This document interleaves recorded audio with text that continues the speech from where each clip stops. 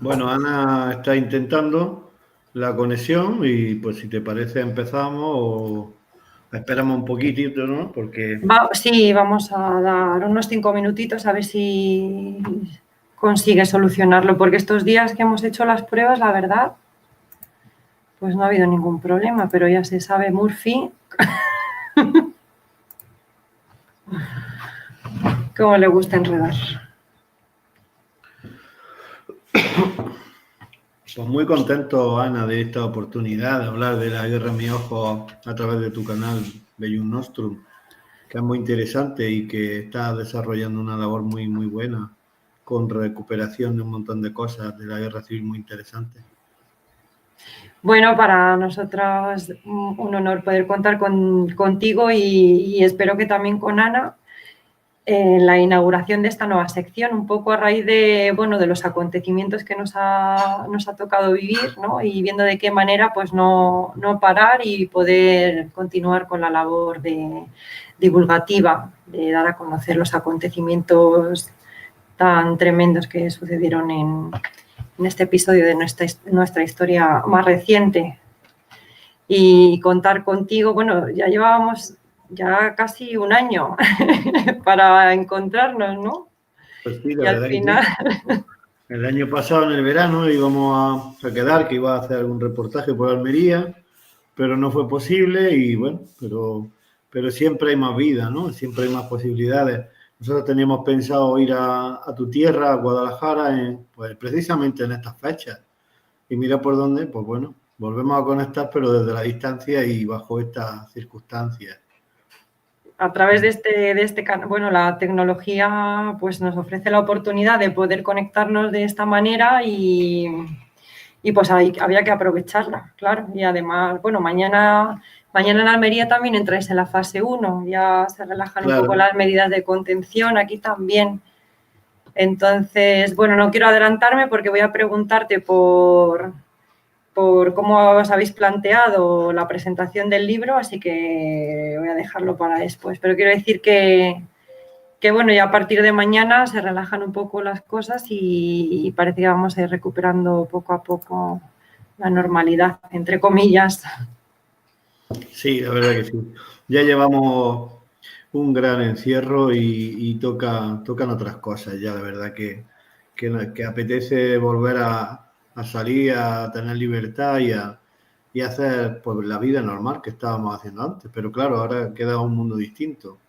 Por lo menos ahora en esta fase, en esta etapa de las fases, pues a ver cómo vamos encauzando todas estas cosas y a ver cómo salimos ya adelante de todo este mal sueño del coronavirus.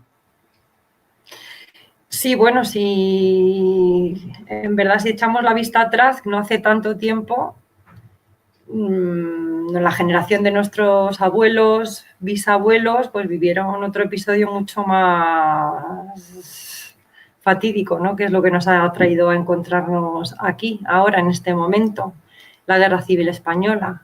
Y, y tantas historias de familias que tuvieron que huir, tantas familias destrozadas, divididas, tanto dolor, ¿no?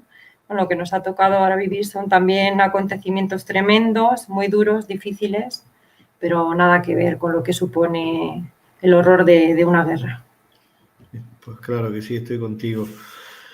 Aquel tiempo del 36 al 39 supone la mayor de las tragedias de la historia contemporánea de España y de nuestro pasado reciente. Y queda en la memoria de los españoles, han pasado 3 generaciones, pero hay muchas familias que directa o indirectamente se han visto golpeadas por la tragedia, por la sinrazón, por la barbarie, por tantas injusticias y tantos sueños rotos que tuvo lugar en ese momento, en esos años tan trágicos y tan llenos de violencia, donde la violencia sustituyó a la política por las armas y España quedó fragmentada en dos mitades irreconciliables y hoy día todavía quedan pues, muchísimas cosas pendientes para que los historiadores pues, podamos aportar cada uno su granito de arena en su trabajo, en sus posibilidades, en su ámbito, e ir sacando pues, un montón de historias que ha existido y que si no se cuenta o no se recoge, pues parece como que no se vivió, que eso no sucedió, ¿no? Y da lugar a otras malas praxis de otros debates políticos muy distintos y dispares, las tesis del negacionismo de las cosas que ocurrieron y que están ahí cuando están refrendadas por testimonios orales, por documentos históricos, por prensa de la época, por muchas fuentes que contrastan la realidad o la magnitud de aquellas tragedias. Bueno, y los testimonios, ¿no? Que hoy precisamente íbamos a tener la gran fortuna de contar con uno de ellos, el testimonio de una niña que lo vivió. Que ¿sabemos algo? De Ana, ¿cómo lo lleva? Que estamos esperándote, Ana, como agua de mayo. Estoy hablándole. Está la pobre agobiada porque las pruebas habían salido bien, viste que ayer salió la prueba bien, incluso puede ser, lo hizo como acostumbra siempre a contar su historia, llamando a las cosas por su nombre y sobre todo transmitiéndonos a su vivencia en primera persona. Está intentándolo en Algeciras. Y si te parece, pues mientras tanto, pues yo intento hacer una pequeña introducción, ¿no? de por qué este libro que tengo aquí, La guerra en mis ojos, Los 4 exilios de Ana, que está en la segunda edición, editado por Círculo Rojo en septiembre de 2019, y que es el objeto, ¿no? de este primer programa de encuentros desde casa o entrevistas desde casa. Las charlas, sí. Sí, las charlas desde casa. Ana Pomares, claro, tú bien has dicho esa palabra clave para mí, testimonios de la guerra de España. Ana Pomares, pues, nace en Málaga en el año 28, pero los acontecimientos que vive durante la guerra, pues son de tal magnitud que por una casualidad del destino le llevó a una jornada en Almería, viajó en un autobús, ella sola, y se plantó el día que teníamos la tercera jornada del cuarto encuentro de testimonios para contar su historia. Era el día de Málaga. Analizábamos la guerra civil en Málaga, claro, en su Málaga natal, donde ella había vivido los acontecimientos en primera persona.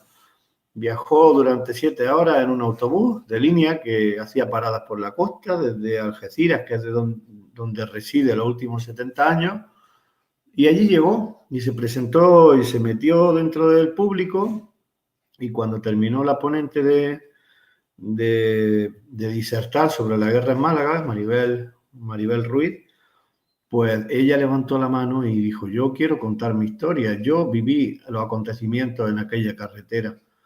A partir de ahí, pues nació una relación muy fuerte que se fue refrescando durante el paso del tiempo y nació una amistad entre ella y yo, que el paso de los años hizo que ella participase en más eventos. Aquí en una nueva edición de los encuentros, ya era en el 7º encuentro, los niños de la guerra de España. Ella visitó también los refugios de Almería con un grupo de asistentes a aquella jornada donde nos conocimos en el año 2015.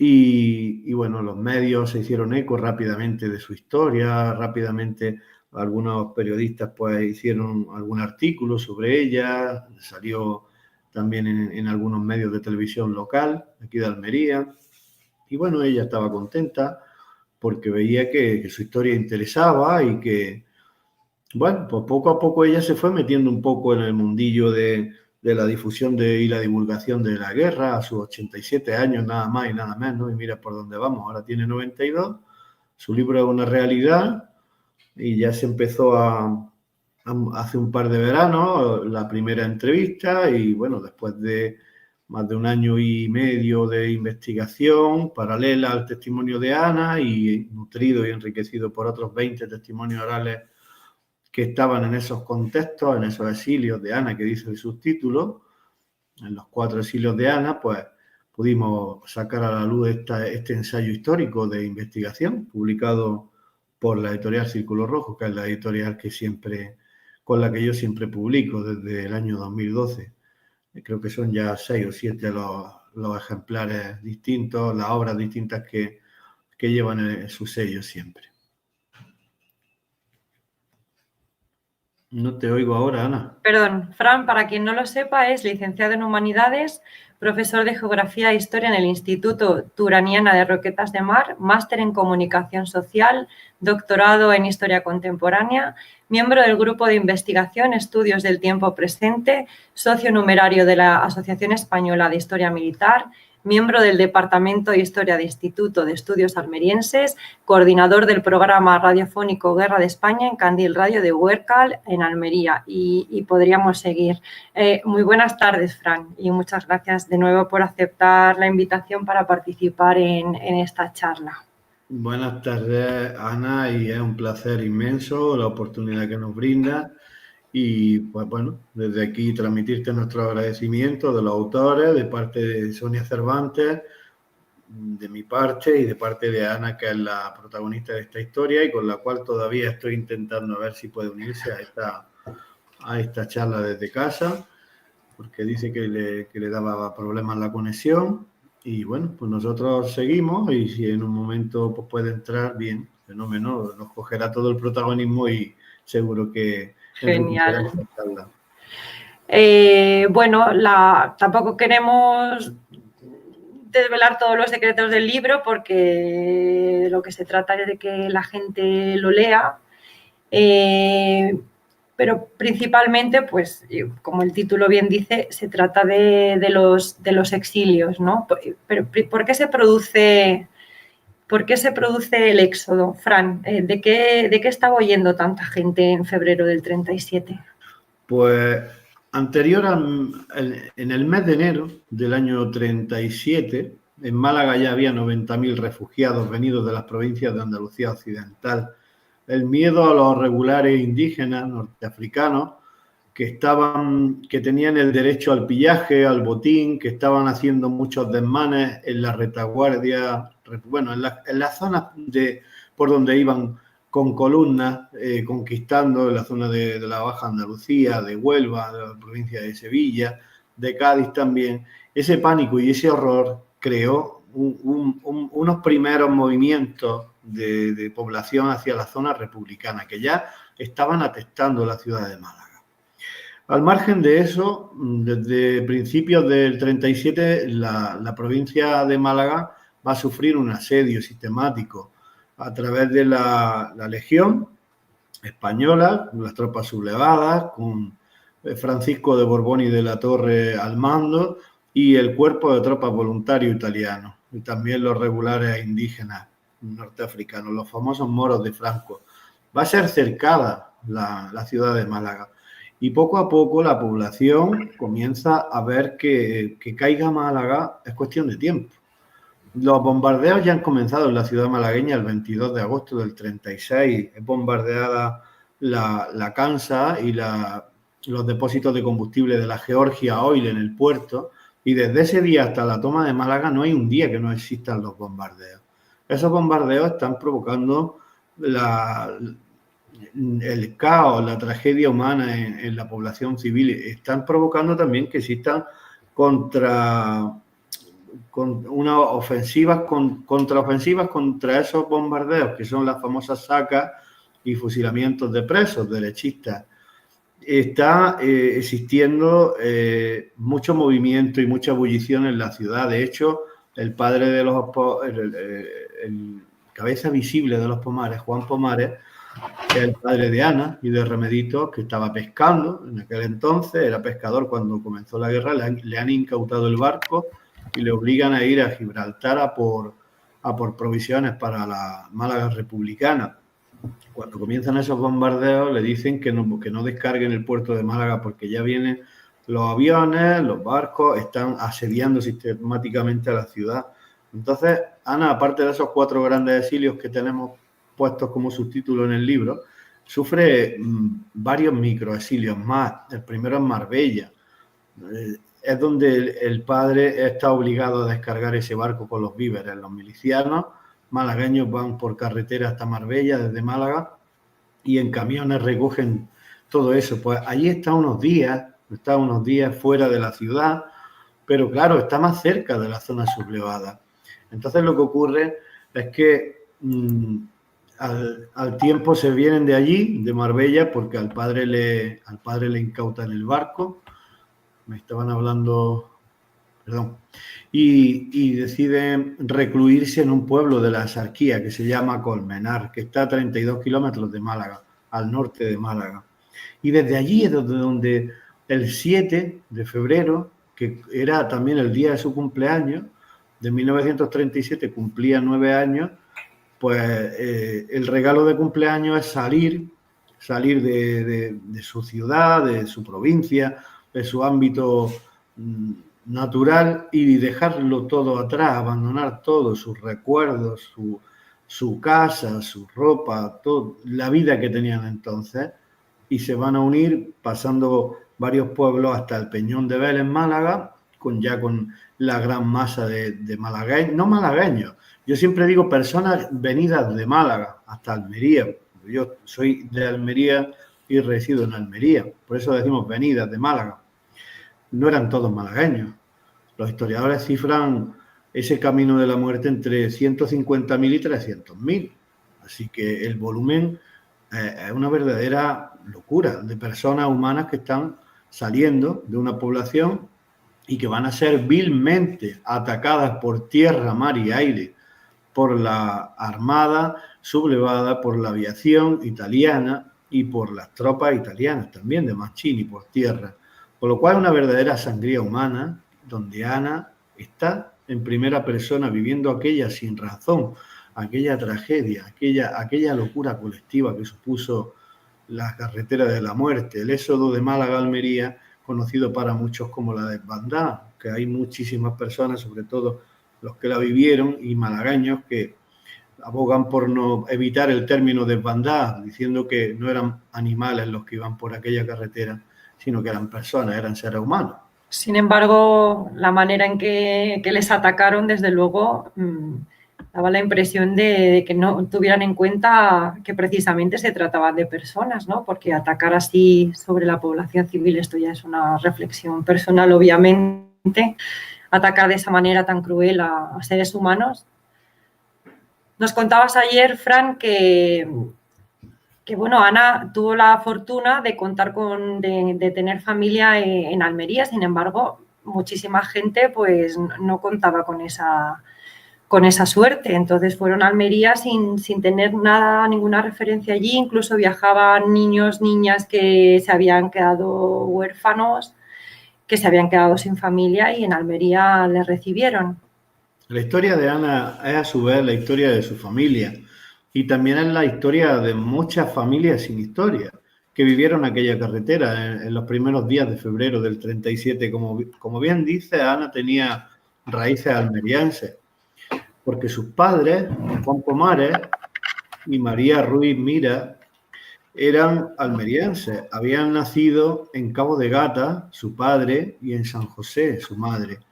Los abuelos maternos de Ana vivían en el barrio de Pescadería, junto al puerto de Almería. Bueno, en el barrio de Las Mellizas, más al norte de ese barrio de Pescadería, pero cerca relativamente del puerto.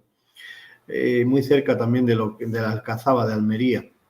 Y hasta allí llegaron unos 3, no se sabe bien si tardaron 3 días o 4 días en llegar. Ana siempre dice como mínimo fueron 3 días, pero su recuerdo temporal es complejo para determinar el día exacto de la llegada. Sí sabemos que entre el día 10 y el día 11 de febrero, uno de esos 2 días, los Pomares llegaron a Almería y se refugiaron en la casa de los abuelos maternos de Ana. Fue el momento en el que pudo conocer por primera vez a sus abuelos maternos, no los había conocido. Estaban a 200 kilómetros, pero los tiempos eran muy distintos, lo difícil que era la subsistencia en aquella España, pues le había obligado tanto, o sea que le había, que no había sido posible un encuentro familiar, y lo fue dentro de la mayor de todas las tragedias. Y digo eso porque nada más llegar los Pomares Ruiz a Almería, que no todos, porque uno de sus hermanos se quedó en Málaga, pues se encuentran con un dantesco bombardeo aéreo de la aviación franquista, que va a provocar más de 50 víctimas mortales y más de 100 heridos. Eso ocurre el día 12 de febrero de 1937 en Almería. El pánico, el horror, la sinrazón no estaban a salvo ni en Almería. Aunque hubiesen llegado y tuviesen allí familia, y era zona republicana, pero no estaban seguros. Otras tantas familias de malagueños y personas venidas de Málaga continuaron viajes por la provincia, Carbonera, el Levante almeriense, Murcia, Alicante, Valencia, Castellón. Se documentaron personas de la desbandada de Málaga hasta en el país vecino, en Barcelona también.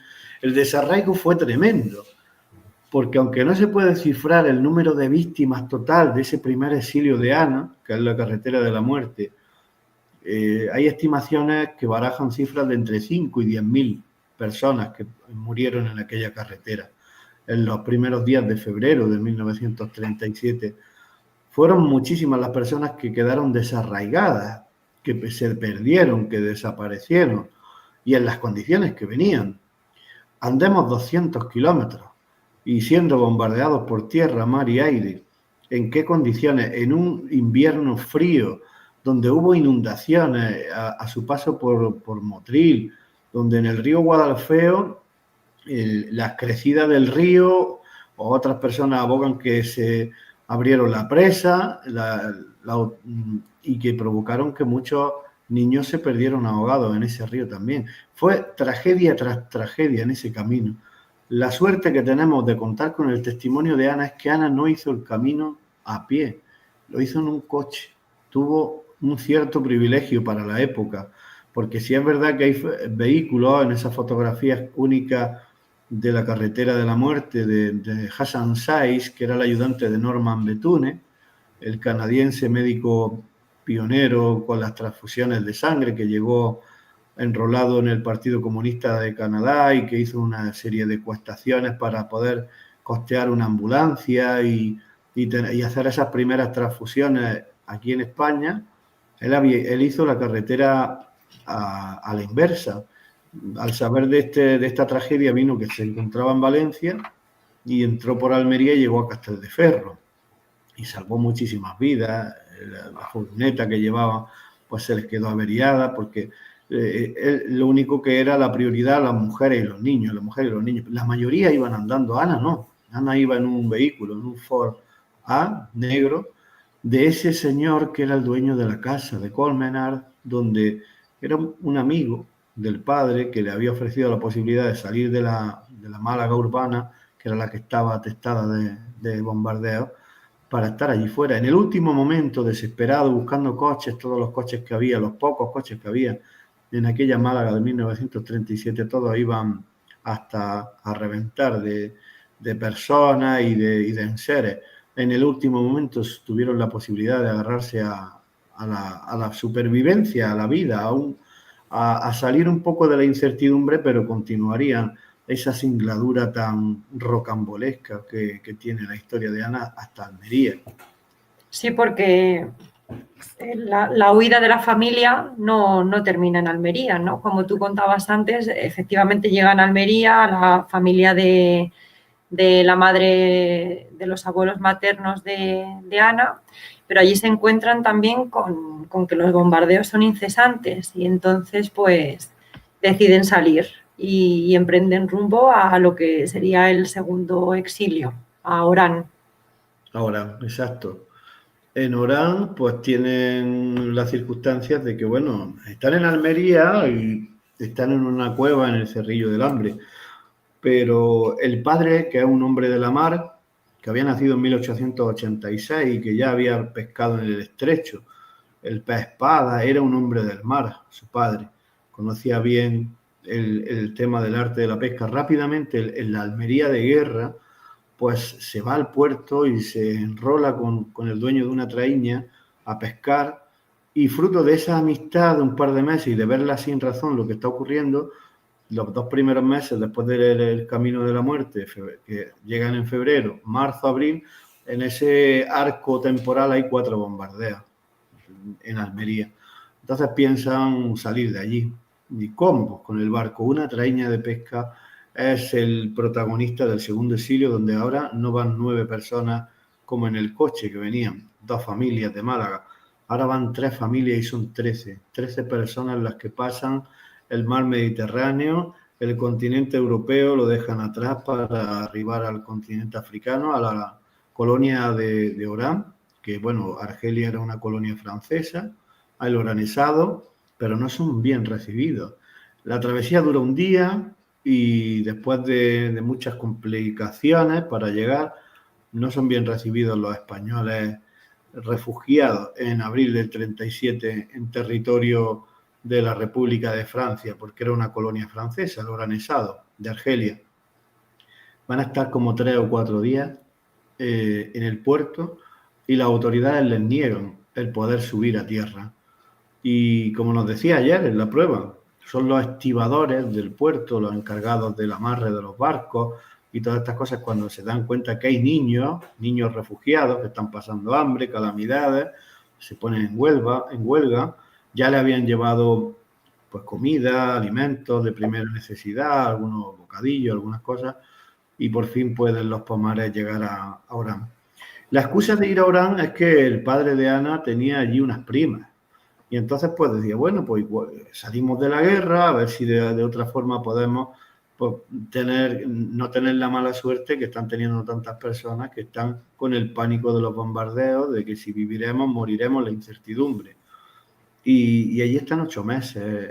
Es un periodo que Ana no lo recuerda con demasiado cariño, porque la verdad es que tenían la prohibición de salir de su casa, la madre no se fiaba ya de nadie, y dice que las diferentes culturas, pues que no llegaron ellos a integrarse con la convivencia de diferentes culturas en Orán. No obstante, el padre siguió pescando con el dueño de aquella traíña por el norte de África, que era Luis Cazorla, y cuando tuvieron oportunidad salieron de allí, volvieron nuevamente a Europa, volvieron a las fauces del lobo, volvieron a la guerra, en el año 38, a la Guerra Civil Española, nada más y nada menos que en la Barcelona de enero del 38, la ciudad más asediada de Europa por la aviación. ¿Y dónde se encuentra la familia Pomares Ruiz al finalizar la guerra? Porque ahí no finaliza, quiero decir, no se encuentran ahí cuando, claro, estamos hablando de principios del 38, les queda todavía un poco más de un año de aventura, ¿no? Bueno, de desgraciada aventura. Uh-huh. Sí, bueno, saltamos los exilios, nos vamos a la pregunta que tú me has dicho, cuando llega el 1 de abril del 39, los Pomares están en Almería otra vez. 2 años después de haber zarpado en aquella traíña, en abril del 37 para Orán, los abuelos de Ana pues no sabían ya si lo iban a ver más, si no lo iban a ver. Era una incertidumbre muy grande. Los Pomares regresan todos a Almería y llegan en el mes de febrero del 39. Llegan en unas condiciones bastante complejas, pero Ana termina la guerra civil en una cueva, en el Cerrillo del Hambre, en Almería. Allí termina su guerra y comienza una vida de cero, desde la humildad, desde el desamparo, el no tener nada. Con la suerte, además de que su padre, al no haber estado significado políticamente, no haber estado afiliado a sindicatos, ni haber pertenecido a partidos políticos, pues va a pasar totalmente desapercibido para la maquinaria de la represión franquista, porque terminaba la guerra, pero no terminaba la violencia. Ahí ya la represión pues supone una de las mayores pérdidas de víctimas humanas durante la contienda.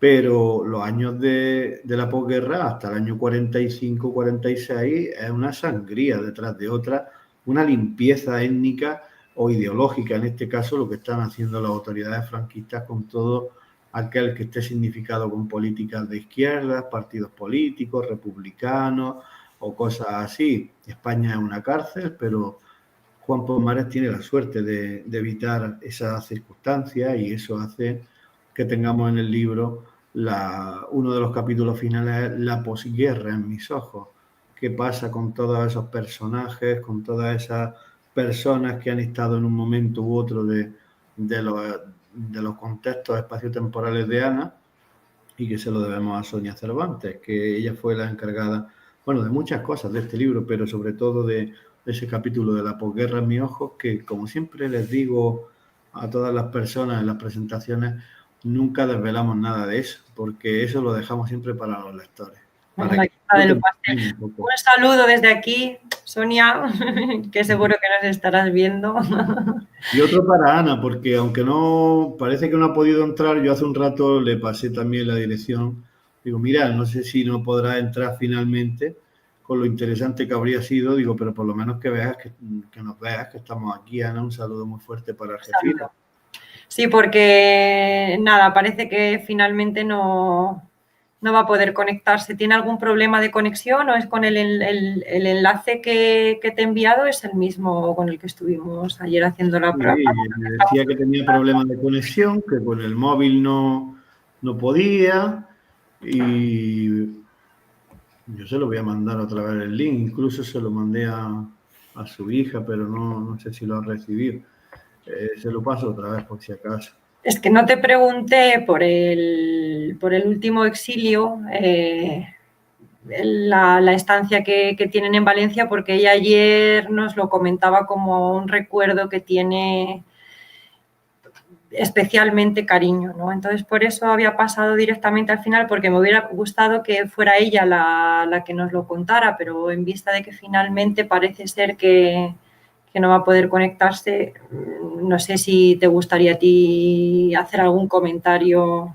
Sí, Valencia es muy importante en su contexto de la guerra. En Valencia, a ver, hemos dicho que volvía de Orán, vuelve a Barcelona, a la Barceloneta, al puerto de Barcelona. Allí está un par de semanas, pero 2 o 3 semanas, pero no llega un mes, en enero del 38. Pero es que en ese mes de enero del 38 hubo como 15 o 20 bombardeos aéreos. El libro, pues, realicé un documento elaborado por mí en base a otros historiadores que han publicado los bombardeos de Cataluña y demás. Una tabla en la que se puede ver como prácticamente todos los días había unas repercusiones inmensas de los ataques que estaba sufriendo la población de Barcelona. ¿Y por qué era eso? Porque allí estaba la capital de la República. En ese momento, la República tuvo que bascular en el tiempo. Comenzó en Madrid, pero en octubre del 36 pasó a Valencia y luego, pues, unos meses después, definitivamente a Barcelona. Y justo cuando Ana llega a meterse en la boca del lobo, como yo digo, llega de Orán a Barcelona, pues la capital catalana era la capital de la República y todos los días había bombardeos de la aviación legionaria que venían desde Pollensa, desde las Islas Baleares, y destrozaban los barrios. Ana estuvo en las bocas de metro cuando su padre vio aquello y que allí no podía prosperar, que solamente pudo salir un día a pescar con un conocido, porque todo el afán del padre era sacarlos de esa barbarie y él buscar su vida. Era el único que trabajaba y su vida la tenía que buscar en el mar, como buen pescador que era. Pues los saca hacia tierras valencianas y cuando llegan, al principio, pues bueno, pues tienen una oportunidad, las niñas son escolarizadas, las niñas de la portada, Ana y Remeditos, que están aquí, que las enseño, son escolarizadas en el Colegio Balmes de Valencia y desde finales de enero del 38 a junio del 38, el curso escolar 37-38, digamos los 2 últimos trimestres, las niñas están asistiendo a ese colegio. Pero es que ese colegio ya, como ya Valencia está sufriendo los bombardeos, han habilitado un refugio infantil para 1000 niños. Y Ana cada día suenan las sirenas y ya lo tiene grabado, lo tienen procesado las Pomares Ruiz, las hermanitas Ana y Remeditos ya están muy fogueadas en el tema de las sirenas antiaéreas desde Barcelona. En Barcelona era todos los días sirena antiaérea. Bajaban un tercer piso por las escaleras, pues a pique de darle algo, de caerse o de tropezarse, y se metían en las bocas de metro. Y los recuerdos son, pues, de ver edificios antes de entrar a esa boca de metro, y cuando salían al cabo de una hora o de un tiempo, pues veían, pues, polvaredas, edificios, escombros, la Cruz Roja buscando heridos o personas que habían sido afectadas por esos bombardeos en algunas ocasiones.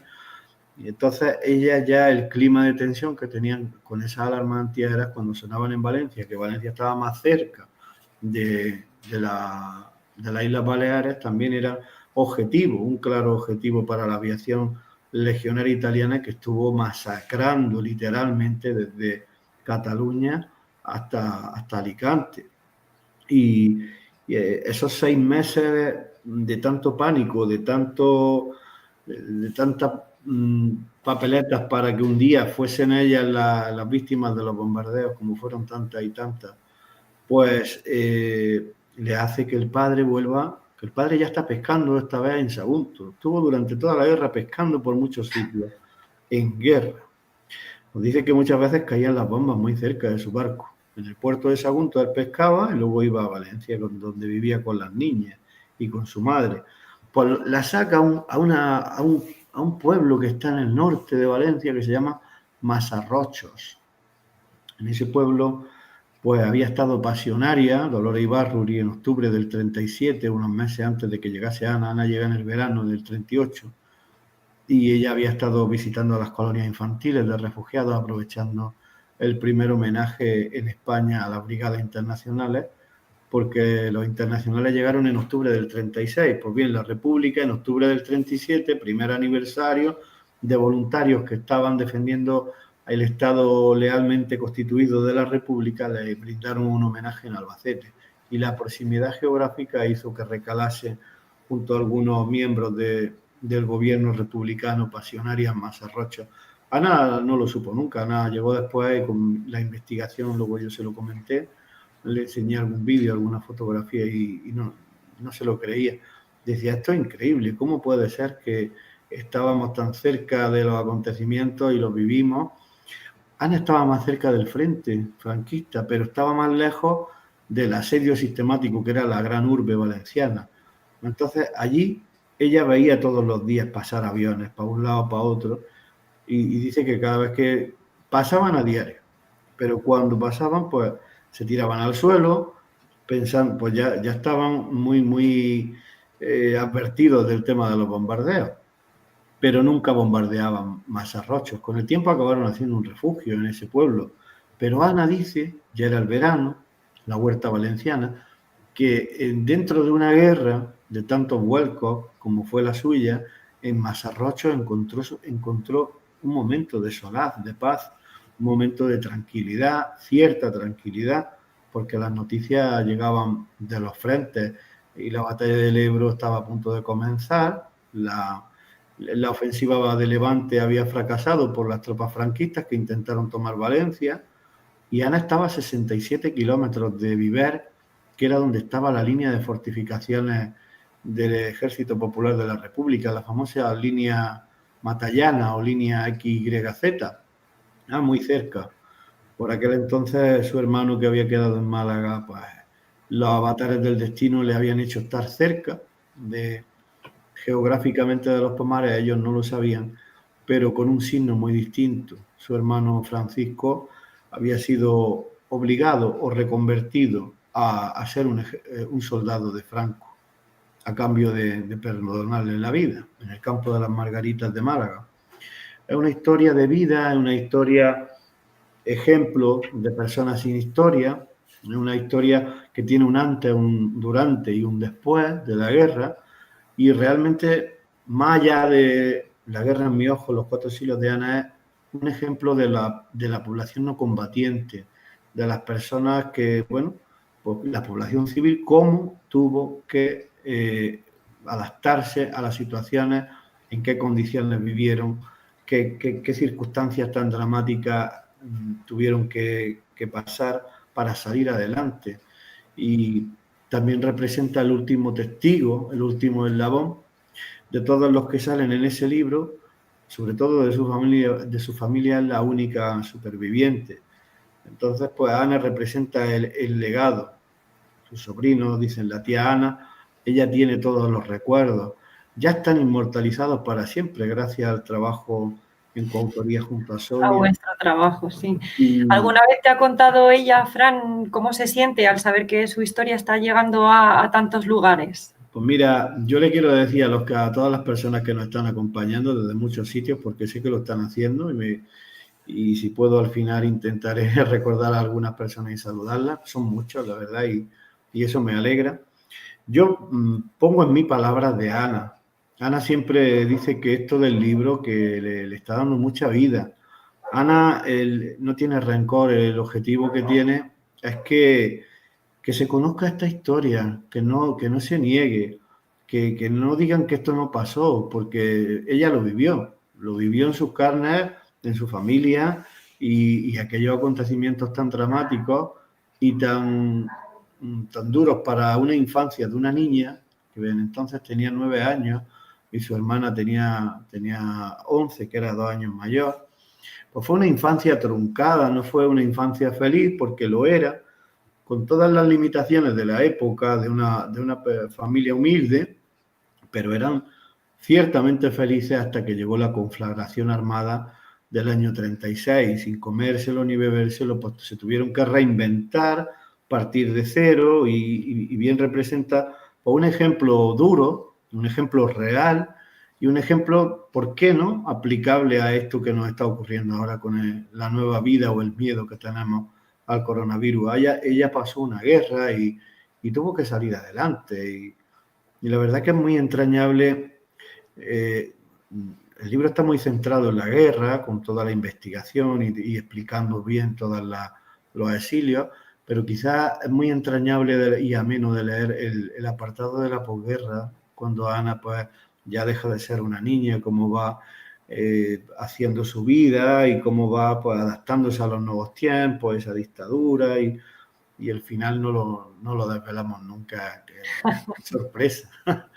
Lo están desvelando muchos lectores desde septiembre y estamos muy agradecidos porque, bueno, pues vamos con la segunda edición y está la gente muy interesada y bien, pues teníamos muchas presentaciones, incluso Ana, como vive a 400 kilómetros de Sonia y de mí, a Ana la llamaban sola por institutos de Cádiz y tenía concertado ya conferencias que ahora se han quedado paralizadas por la situación actual, pero creemos que poco a poco pues se irá retomando todo esto, aunque sea con Sí, medida. justo sobre esto quería hacerte una pregunta, porque a partir de mañana Almería, al igual que la inmensa mayoría de regiones, entra en la fase 1. Y tengo aquí la guía de la fase 1 dentro del plan para la transición hacia una nueva normalidad que ha publicado el Ministerio de Sanidad del Gobierno de España. Y en relación a la cultura habla de que se van a permitir la realización de congresos, encuentros, eventos y seminarios con un máximo de 30 asistentes, siempre manteniendo la distancia física de 2 metros. Entonces, me gustaría preguntarte si Sonia y tú os habéis planteado ya retomar las presentaciones del libro. Pues sí, tenemos pensado hacerlo y lo vamos. De hecho, ya hay fechas que se han pospuesto. Por ejemplo, en Roquetas teníamos el 24 de abril y ha pasado directamente al 13 de noviembre, donde pensamos en una nueva normalidad, en una nueva situación. De hecho, han llegado últimamente algunas propuestas desde algunos pueblos andaluces y algunas posibilidades de presentación que van a ir madurando en base a las circunstancias. Y yo imagino que todas aquellas que teníamos concertadas, pues seguro que se buscará otro mejor momento para ello. Te puedo hablar de Jerez, te puedo hablar bueno, en Jaén era otro libro, en Crevillente, en Alicante, en Valencia. Teníamos una larga gira de actos y donde, bueno, pues íbamos a seguir llevando la historia de Ana como ejemplo, como bastión, como testigo de esa memoria recobrada que nunca olvidada y que es necesaria que la conozcan las nuevas generaciones. Fundamental, es esencial. ¿Dónde podemos comprar el libro, Fran?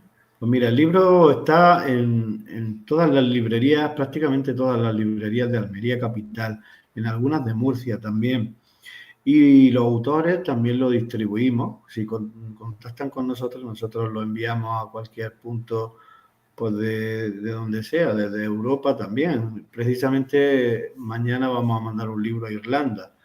No lo hemos puesto en Amazon, es un objetivo ponerlo pues, para que si hay alguien de América o de otros continentes que sea más fácil poder que puedan hacerse con la historia, porque ya a nosotros se nos escapa un poco la posibilidad y se encarecen los gastos del envío y demás, pero que contactando con nosotros o con cualquiera de las librerías de Almería no habrá ningún problema para hacerse con La guerra en mi ojo, los 4 exilios de Ana. Pues nos quedan 15 minutitos para terminar, Fran. Es una lástima que no se haya podido conectar Ana. En fin, si te parece, nada, tenemos aquí algunos comentarios de algunas personas que han estado siguiendo la emisión de la entrevista en directo.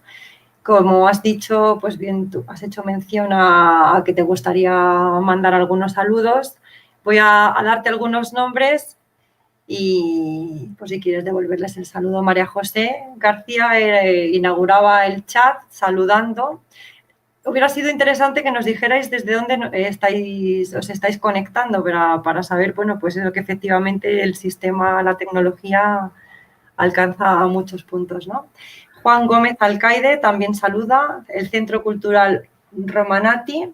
Pili Lucas Calvo, que es un placer siempre escucharte, dice. Ana Morillo, buenas tardes desde Málaga, ella sí nos dice desde dónde nos saluda.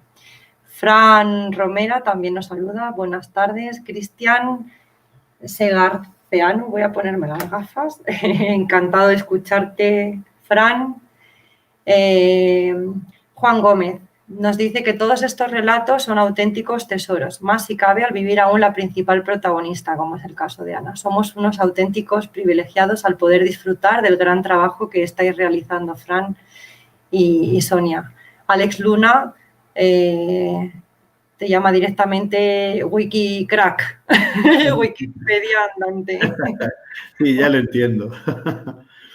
Pili dice que es una historia, esta historia es una vivencia de una guerra contada por sus protagonistas, parte de nuestra historia y de no hace tanto tiempo, y es un derecho que los jóvenes, es un derecho y una obligación, yo creo también, deben conocer. Dice María José García, qué importante tener testimonios reales, historias que nos acercan a una etapa de la historia de España que no podemos olvidar. Excelente trabajo, Fran, Ana y Sonia. Saludos desde Almería, saludos desde El Ejido, Benadux, saludos desde París, Dharma, Heredia, buenas tardes, desde El Ejido y deseando escucharos más. Pues mi agradecimiento para todos vosotros. Yo sabía que iban a seguir muchísimo esta primera charla. Pretendíamos que estuviese Ana también porque quizás es súper interesante cuando ella nos cuenta, cuando nos traslada a esa sinrazón, a esos momentos donde la barbarie pues se apoderó de la situación de la nación española y sobre todo donde el avance del franquismo, del fascismo, pues generó tanto odio y tanta sinrazón y el país involucionó a 40 años de una larga y cruenta dictadura después de esa guerra civil. Si la guerra terminó, la violencia debía haber terminado en el 39, pero siguió hasta el año 40 y, bueno, toda la dictadura prácticamente. Quiero saludar desde aquí a algunas personas. A Cristina, que es una nueva lectora del libro, que desde Almería pues, es de las últimas que ha escrito la obra. A Pilar Lucas Calvo, que es una amiga encomiable y gran lectora y amante de la historia y muy concienciada con la memoria de los deportados al campo de Mauthausen.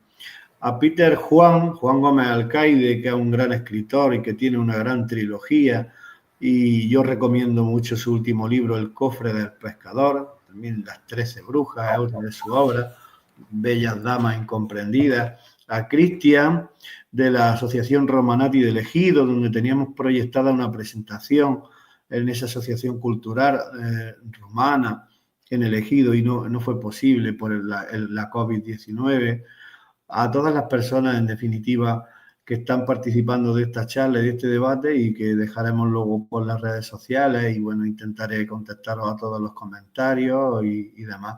Muy, muy agradecido de que hayáis estado acompañando esta tarde y conociendo y dedicando este ratito de vuestro tiempo a conocer un poquito más sobre la historia de Ana, de Ana Pomares Ruiz, niña de la Guerra de España. A mí se me ha olvidado decirte, Ana, que hay un último capítulo en el que participan varios historiadores, que es el epílogo, el epílogo final, la opinión de los historiadores. Ahí participan Encarnación Barranquero, que es catedrática de la Universidad de Málaga, Julián Casanova, catedrático de la Universidad de Zaragoza, Mirta Núñez, que es profesora de periodismo en la Complutense, y el doctor en Historia Contemporánea Eusebio Rodríguez Padilla. Y al margen de todo esto, desde Estados Unidos también tuvieron un detalle con nosotros, un almeriense, un profesor de Almería que está en Houston, que se llama Juan Gallardo y que puso las primeras palabras en el libro con una poesía llamada Dínoslo, Ana.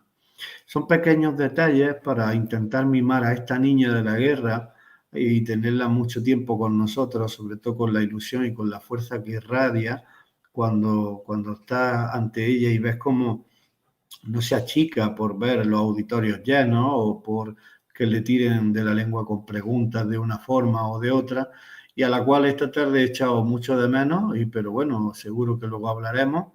Y nada, mi agradecimiento también va para colaboradores de este libro que han donado fotografías como Jesús Majada, de La Carretera de la Muerte, o el historiador valenciano José María Azcárraga, que nos cedió muy amablemente y de forma altruista fotografías de ese refugio infantil del Colegio Balmes de Valencia. Y destacar por último el inmenso archivo gráfico de fotografías de época de la familia Pomares que han sido rescatadas. Ese tratamiento de las fotografías lo ha hecho Sonia. Yo no me he dedicado a esa parte del libro, pero es verdad que hay como 63 o 64 instantáneas y parece que la más antigua, 1917. Así que hemos intentado en imágenes también pues, ilustrar ese trabajo con mucho cariño desde el respeto para tratar un tema tan complejo como la guerra en los ojos de una niña, pues desde el mayor tacto para que sea algo al lector agradable y sobre todo ameno, con un lenguaje que pueda llegar a todos los públicos. Aunque es un libro de investigación, pero siempre intentando pues, pulir al máximo todas las expresiones y no complicar en demasía al lector medio, que es lo que nosotros pretendíamos. Si no te importa, Fran, voy a leer la mención que hace de la obra Paul Preston, que dice que existen miles de libros sobre la Guerra Civil Española, pero quizás lo que más faltan son testimonios de las consecuencias sociales de la contienda para la gente no combatiente, los niños, las mujeres madres o los ancianos. La impagable aportación de este libro de Fran Martín y Sonia Cervantes es la viveza con la que Ana Pomares y otros cuentan las desgarradoras experiencias de los inocentes habitantes de Málaga que tuvieron que huir de la ciudad. Avalados por una base sólida de investigación hecha por Fran y Sonia, estos testimonios ilustran de forma inolvidable el horror de la guerra, el hambre y la crueldad. Sí, bueno, cuando oigo esa cita de nuestro querido amigo Paul Preston, pues la verdad que me llena de orgullo ver cómo quiso colaborar con nosotros y hacer esa pequeña mención a la obra en la contraportada. Él decía en la solapa, al final no fue en la solapa, fue en la contraportada, pero estamos muy orgullosos y bueno, ya desde que cuando salió la obra, ya le mandamos nuestros ejemplares de cortesía a Reino Unido, como a todos y cada uno de los que han colaborado en la creación de La Guerra en mis ojos, hayan sido colaboradores con fotografía o personas que han aportado su testimonio oral y dentro de esos 4 exilios de Ana y que han implementado un poco más la historia de Ana con otras visiones contrapuestas de otros acontecimientos que estaban sucediendo en el mismo tiempo y en el mismo espacio donde estaban estas niñas de la guerra, Remeditos y Ana Pomares. Ana Pomares es la protagonista porque con ella empezó todo en aquel viaje que hizo desde Algeciras a conocer aquellos encuentros de testimonios en 2015 y seguiremos hablando mucho de esta obra, si Dios quiere.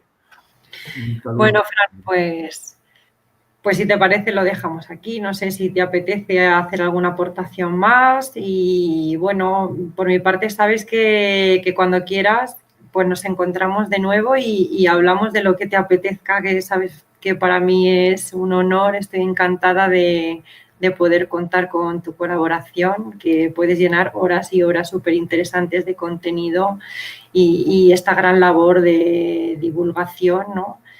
Y que podamos llegar a las nuevas generaciones. Desde Velum Nostrum también trabajamos porque queremos contribuir, queremos dirigirnos principalmente a las nuevas generaciones porque son quienes van a construir la sociedad del futuro, ¿no? Y queremos contribuir a construir una sociedad pues mejor y más informada, más tolerante y capaz de reflexionar sobre su pasado para quizá, quién sabe, poder impedir que volvamos a cometer los mismos errores constantemente.